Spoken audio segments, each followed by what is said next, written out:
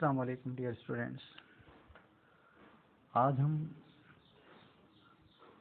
10ویں جماعت کا پہلا لیسن جو کہ حضرت عمر بن عبدالعزیز رحمۃ اللہ علیہ کے تعلق سے ہیں اس کے متعلق پڑھنے جا رہے ہیں.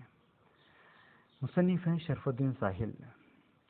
دراصل حضرت عمر بن خطاب مسلمانوں کے دوسرے خلیفہ تھے. حضرت علی رضی اللہ تعالیٰ عنہ کے بعد خلافت راشدہ کا دور ختم ہو گیا اور بنو امیہ اور بنو عباس کے خلیفہ مشہور ہیں اس میں.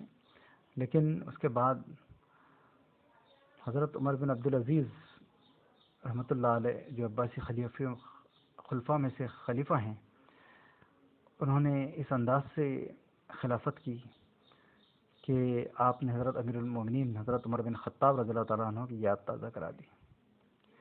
اور آپ کا نام بھی عمر تھا.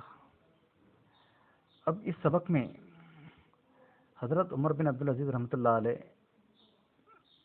کی اس دور خلافت پر روشنی ڈالی گئی ہے. دراصل حضرت عمر بن عبدالعزیز رحمۃ اللہ علیہ مسلمانوں کے مشہور خلیفہ تھے اور خلیفہ بنتے ہی ان کی ساری شان و شوکت کی زندگی جو ہے سادگی میں بدل گئی. آپ نے سارا شاہانہ ٹھاٹ باٹ ترک کر دیا. قیمتی لباس، بیوی کے زیورات وغیرہ سب بیت المال میں داخل کرا دیے اور انتہائی پاکیزگی اور سادگی سے زندگی گزارنے لگے. ہم اگر اپنے اسلاف کی زندگی پر روشنی ڈالیں یا پلٹ کر ان کی تاریخ کے اوراق دیکھیں تو یہ سمجھ میں آتا ہے کہ ہمارے اسلاف بڑے اعلیٰ ظرف ہوتے تھے. ان کے اعلیٰ ظرفی کا یہ عالم ہوتا تھا کہ کوئی اگر ذمہ داری ان کے کاندھوں پر آتی تو سب سے پہلے تو وہ اس سے معذرت چاہتے تھے. اگر کسی وجہ سے اس ذمہ داری کو اپنے اوپر لینا بھی پڑے تو یہ معاملہ ہوتا کہ ان کی زندگی اس سے بہت متاثر ہوتی. اپنا سب کچھ ترک کر کے وہ اس ذمہ داری کو بخوبی انجام دینے کے لیے کمر بستہ ہو جاتے تھے. حضرت عمر بن عبدالعزیز رحمۃ اللہ علیہ کا یہی معاملہ رہا کہ آپ خلیفہ بنتے ہی انتہائی سادگی سے زندگی گزارنے لگے. سادہ لباس پہنتے، معمولی کھانا کھاتے اور کچے مکان میں رہا کرتے تھے. اسی کے ساتھ ساتھ آپ کے اہل و عیال کی زندگی بھی سادگی سے گزرنے لگی. ایک مرتبہ کا واقعہ ہے کہ عید قریب تھی، سب لوگ اپنے بچوں کے لیے نئے کپڑے بنوا رہے تھے. حضرت عمر بن عبدالعزیز رحمۃ اللہ علیہ کے بچوں نے بھی اپنی ماں سے نئے کپڑوں کی فرمائش کی. ماں انتہائی بے چین ہو گئی اور جا کر اپنے شوہر سے سارا حال بیان کیا. آپ نے جواب دیا کہ میرے پاس اتنی رقم نہیں ہے کہ بچوں کے لیے نئے کپڑے بنا سکوں.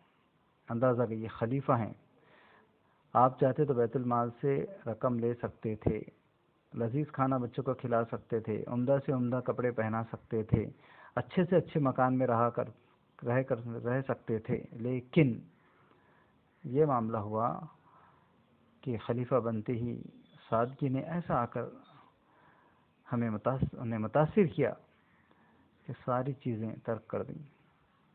اب حال یہ ہے کہ عید قریب ہے، عید کے لیے بچوں کو کپڑے بنانے کے لیے خلیفہ وقت کے پاس پیسے نہیں ہیں.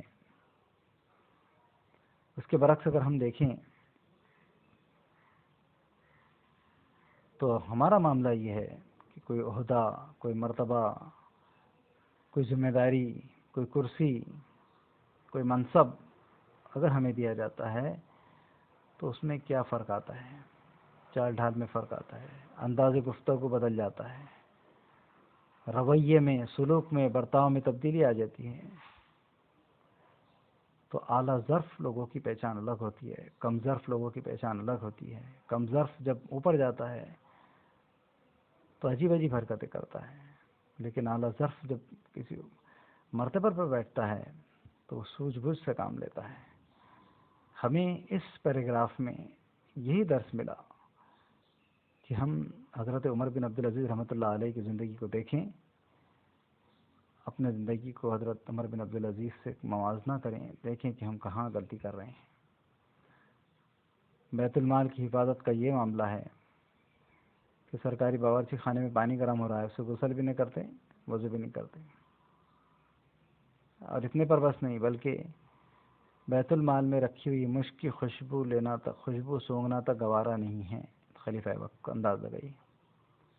اس لیے ہم اپنا محاسبہ کریں اور سوچیں کہ ہم کم ظرف ہیں یا اعلیٰ ظرف ہیں۔ آج کے سبق میں ہم اتنا ہی پڑھیں گے۔ اسی کے ساتھ ساتھ اس میں آئی جتنی ایکٹیویٹیز ہے یہ آپ کو ایک بکلیٹ میں حل کرنی ہے۔ اس پیراگراف کی بنیاد پر جتنے سوالات کتاب میں آئے ہیں وہ ایک بک میں حل کرنے ہیں، پوری ایکٹیویٹی کو حل کرنا ہے، اور حل کرنے کے بعد اس کی امیج مجھے میرے واٹس ایپ نمبر پر سینڈ کرنا ہے کہ یہ سبق کا یہ حصہ ہم نے پڑھے، اس کی یہ ایکٹیویٹی تھی، ہم نے سبق کو سمجھنے کے بعد یہ ایکٹیویٹی مکمل کی، یہ ہماری بک ہے، اور اس کا وہ پیج مجھے اب میرے واٹس ایپ نمبر پر آپ کو سینڈ کرنا ہے۔ 10th ABC تینوں میرا واٹس ایپ نمبر جانتے ہیں، لہٰذا واٹس ایپ نمبر پر اپنے نام کے ساتھ مجھے سینڈ کریں۔ ٹھیک ہے، جزاک اللہ خیر۔ السلام علیکم ورحمۃ اللہ۔